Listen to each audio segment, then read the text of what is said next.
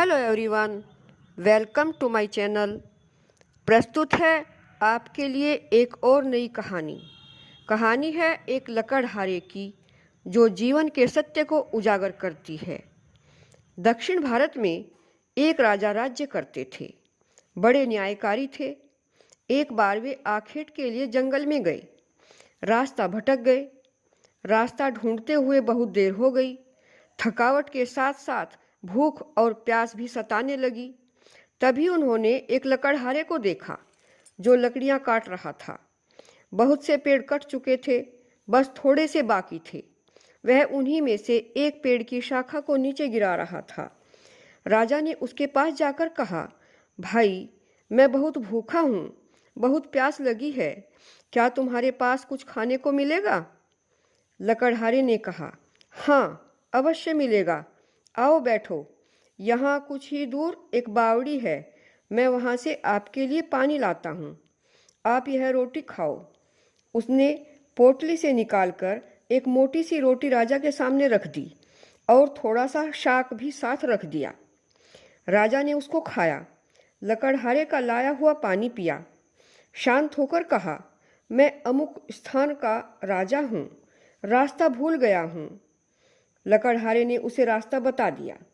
विदा होते समय राजा ने लकड़हारे को बहुत धन्यवाद दिया और कहा, तुमने कष्ट के समय मेरी सहायता की।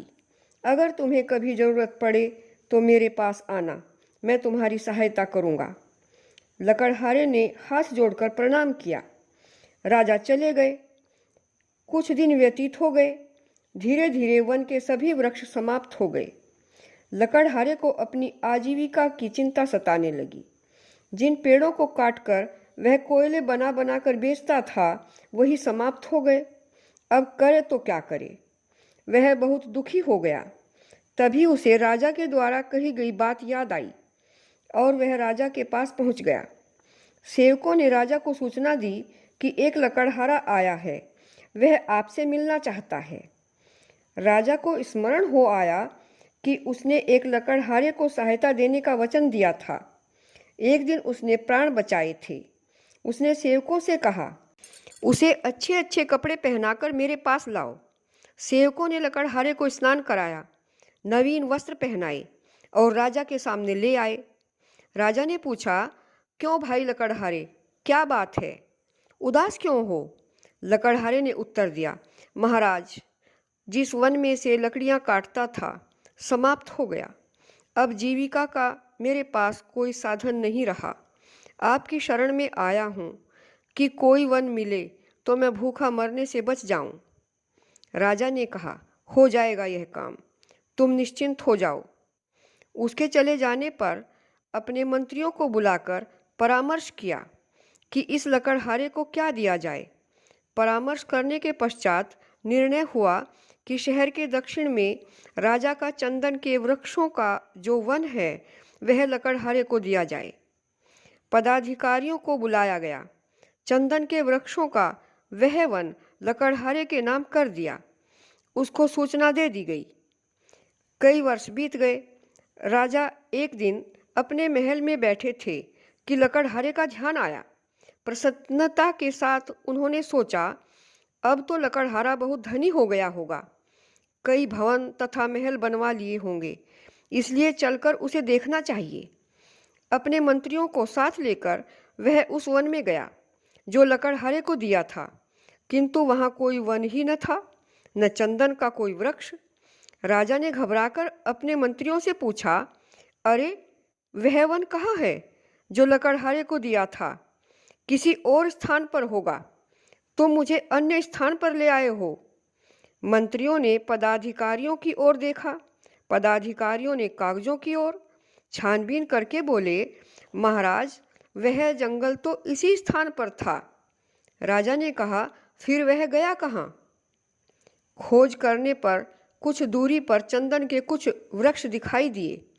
उनके पीछे बैठा हुआ लकड़हारा भी दिखाई दिया, निराश और उदास, विचार मग्न।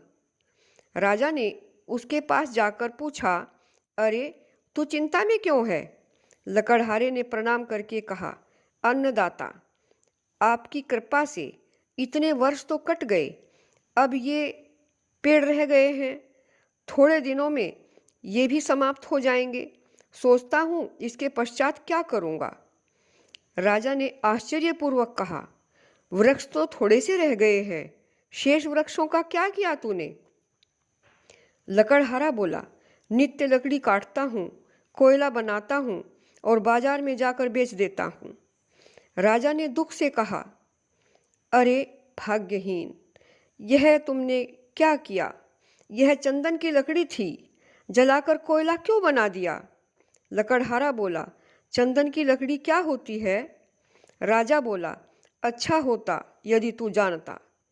अभी एक लकड़ी काट ला, कोई 2-3 फुट की, और ले जा इसको बाजार में। हाँ, कोयला न बनाना इसका। लकड़हारे ने वैसा ही किया। दुकानदार ने देखा, लकड़ी तो है असली चंदन की और लकड़हारा है गंवार। बोला, क्या लेगा इसका? लकड़हारे ने पूछा, तुम क्या दोगे? दुकानदार ने कहा, 1 रुपया। लकड़हारा आश्चर्य से बोला, क्या 1 रुपया? उसका तात्पर्य था कि एक छोटी सी लकड़ी का 1 रुपया। दुकानदार ने समझा यह जानता है, बोला, 2 रुपये। लकड़हारा और भी आश्चर्य से चिल्लाकर बोला, 2 रुपये? दुकानदार ने घबरा कर कहा, अच्छा 4 रुपये। लकड़हारा चिल्लाया, अच्छा 4? कुछ दूरी पर एक दुकानदार खड़ा था। उसने देखा कि पहला दुकानदार एक मूल्यवान वस्तु को कौड़ियों के भाव खरीद रहा है। उसे पुकार कर कहा, अरे इधर आ, मैं 10 रुपये दूंगा। लकड़हारे ने जब 10 रुपये का नाम सुना तो सिर पकड़कर बैठ गया, चिल्ला उठा, धाड़े मारकर रोने लगा।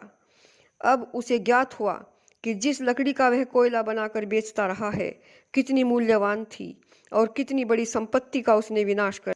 साथियों, उस लकड़हारे की दशा पर, उसकी मूर्खता पर हमें दया आती है, किंतु हम स्वयं भी तो उस लकड़हारे की भांति हैं। राजाओं के राजा उस परमात्मा ने न जाने किस बात से प्रसन्न होकर सांसों का यह चंदन से पूर्ण वन हमें दिया था। हमने कुत्सित वासनाओं, घृणा और पाप की अग्नि से जलाकर इसे भस्मसात कर दिया। कितने मूल्यवान है ये सांस, यह हमने समझा ही नहीं। सांसों का यह चंदन वृक्षों से पूर्ण वन, जिसे हमने काम, क्रोध, लोभ, मोह और अहंकार की आग में जलाकर कोयला बना दिया है, परंतु जो होना था सो हो गया। अब तो चंदन के थोड़े से वृक्ष अर्थात जीवन के थोड़े से ही वर्ष रह गए हैं।